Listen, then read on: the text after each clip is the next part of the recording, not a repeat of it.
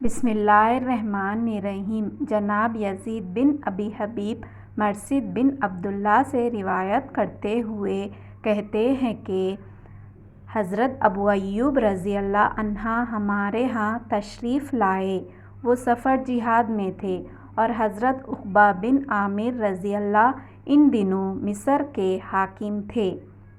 تو جناب عقبہ نے نماز مغرب میں کچھ تاخیر کر دی۔ حضرت ابو ایوب کھڑے ہوئے اور کہا، اے عقبہ، یہ کیا نماز ہے؟ کہا کہ ہم کام میں تھے۔ کہا، کیا آپ نے نہیں سنا؟ رسول اللہ صلی اللہ علیہ وسلم نے فرمایا ہے، میری امت اس وقت تک خیر میں رہے گی، یا فرمایا فطرت پر رہے گی، جب تک کہ مغرب کو مؤخر نہ کرے گی کہ ستارے نکل آئیں۔